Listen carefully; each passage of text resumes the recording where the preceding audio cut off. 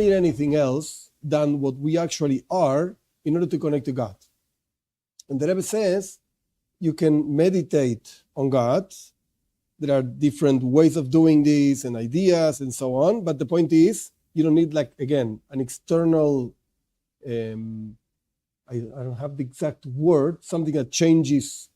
An external influence on you, like physical influence on you, like take pills and it's going to change your mind and change your heart. No. You don't need any of this.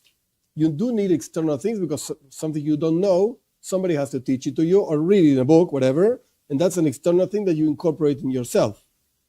And that also changes, so to speak, your way of thinking, your way of feeling. But I mean, like a physical aid in order to change yourself, in order to connect to God and higher worlds. We don't need this. We have everything we need. Just, go into yourself and learn Torah and keep mitzvahs. Okay, the Rebbe goes on with that path, so to speak. What I find very interesting is that the same exact thing applies to alcohol and all the other drugs. All of them. In most of the cases, as far as I know, the addict is actually trying to escape her situation. And by taking the drugs, you basically escape your reality. And you go into a different reality. Different drugs, of course, produce different realities. Like cocaine is going to produce that a person is, I'm all powerful, I can do anything I want, I'm fine. And on the other hand, completely different, marijuana is going to produce everything is okay, no problems in the world. You're not all powerful, you're just, whatever. It's fine, I'm happy. It says different feelings, different drugs produce different feelings. And psychedelic drugs, of course, you start. I remember there's a guy in La Plata where I lived. He was a big musician and whatever. It's a whole long story, but he was a drug addict, like hard one, in the late 60s. He's already like 80 years old. So he explained, very interesting, I used to take drugs and I saw the music. He produced music, so I saw the music. What? Yeah, I saw it. It was flying and okay, very nice. But that's about the idea of the letter of the Rebbe. There's I can't remember exactly right now where, but there's a phrase, just a small phrase in the Talmud, where it says, don't take, in Hebrew we call it samim. Samim means like drugs, basically, but don't take these things because they change who you really are. It's not you. It's not you. And to serve God, again, you don't need not to be you. On the contrary, you have to be yourself. And God is expecting each one of us to serve Him the way we are, with our capacities, with our ideas, and so on.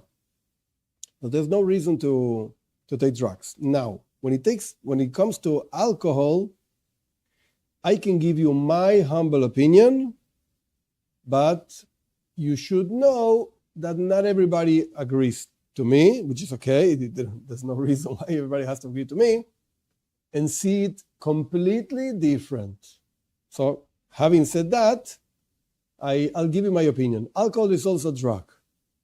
It's also a drug. Of course, you can become addict. Of course.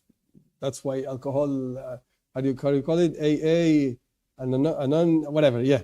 Okay, you know what I'm talking about. It is a drug. It is a drug. And it is a drug that the Torah at some point says, oh, this one is an interesting one. But be careful. Like, Torah doesn't say don't drink alcohol. No. We don't hold like that. Like, for instance, Islam is going to tell you no alcohol. This guy, Mormon, no alcohol, forbidden. I can understand it. Torah doesn't say that. Torah says control it. But it's very interesting that most of the, let's call it, evil things in the world, Torah is going to tell you no. Out. Alcohol, Torah doesn't say no. It says control.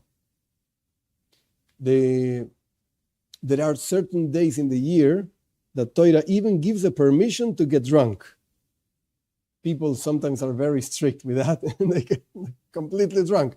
But there are certain days, Purim, Simchas Torah, the Torah says, okay, you can want to get drunk. It's fine. Even the Talmud says. But even in that case, it is very clear in the text of the rabbis and the Torah, whatever, that be careful not to become so drunk that you're going to lose it and start doing things you're not supposed to be doing. I heard a story from a rabbi. I don't remember exactly when I heard it, but I suppose I heard it in some Farbrengen, in some of these Hasidic meetings, that a rabbi was saying that my grandmother, like of this rabbi, so we're talking about at least 100 years ago, at least. My grandmother in Russia used to go to school, and in the winter in Russia, it's pretty hard. So my grandfather used to give my grandmother a cup of vodka before leaving the house. You're talking about a small child. Maybe she was less than 10 years old, maybe 5, 10, whatever. He used to give her, this little girl, a cup of vodka. She used to drink it completely like that, and come on, go to school in the winter of Russia. That's what he said, which is, besides the colorful story of the little girl drinking the vodka, the point is, it's something that's going to keep you warm while you have to walk in the street, whatever, 30 degrees Celsius under zero, and it makes you function. I can understand in that context. It doesn't really sound nice, but I can understand it. But today, what do you mean? The 10-year-old, you're going to give a cup of vodka? You're nuts. What do you need it for? No. It's not. You don't need the energy. You don't need the heat. You don't need any of this. Okay. Having said that, again, that I can understand where Chabad comes from, Russia, and they used to drink so much and so on. Today, it doesn't make any sense. Okay. So one thing that our sages do say is, enters wine, come out secrets. This is one phrase that our sages bring in the Talmud. When wine enters the person, secrets come out. And it's seen as a positive thing, as a good thing, not a negative thing. Like secrets you're not supposed to say. No. It's taken as a good thing. An interesting idea. And then the Hasidim heard once, when they said L'chaim, you know what L'chaim means? Okay, when people say L'chaim, they heard once the Alter Rebbe, the founder of Chabad, saying L'chaim ve'livracha.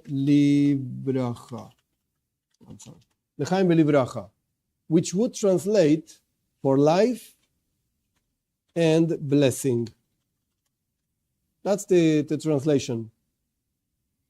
And the Hasidim, when they heard this from the Alter Rebbe for the first time, they were like, ooh, why is he answering L'chaim, like I say to you, L'chaim, and you say L'chaim ve'livracha? Why is he answering like this? And the Hasidim were discussing between them after the Farbrengen with the Alter Rebbe. They were discussing what this means. And they gave two explanations. Explanation number one, the first time that men took wine was a very, very sad situation. What was the situation? When Noach came out of the ark, in Parshas Noach, he came out of the ark, world was completely destroyed, and he planted a grape tree. And of course, time passed, grapes grew, and he produced wine, and he drank the wine, and he got drunk. And there's a whole story by the end of Parshas Noach, how one of the children of Noach, Ham, that was his name, he actually violated, like raped his father. That's one version. Another version is he actually cut his father's whatever down there, and he made a whole problem for his father. So we see that the first time that one was drunk, it brought the opposite of blessing. I read it wrong. The opposite of blessing. That's why when we drink the wine, we say L'chaim for life and for blessing. That was explanation number one. Explanation number two, very deep and interesting one, because when we drink wine, we soften our hearts. What does that mean, to soften the heart? And how do you see it over here? Because the word livracha, which means for blessing, that's the translation. Livracha means for blessing. You can actually take this word and cut it into two. Liv in Hebrew would be leiv, which means the heart.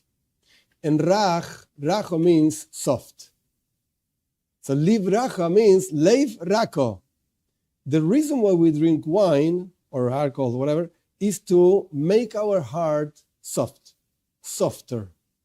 Which would, what does that mean? In the context of a Torah meeting and people talking about Torah and talking about God and so on, it means that throughout life, our heart gets hardened.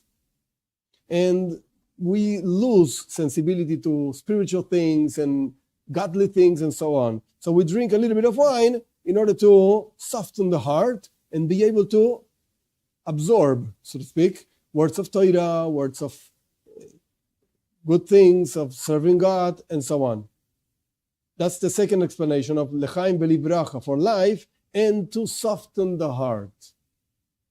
Why are you drinking it? To soften the heart, or because you're a drunkard and you like the alcohol and the effect and so on?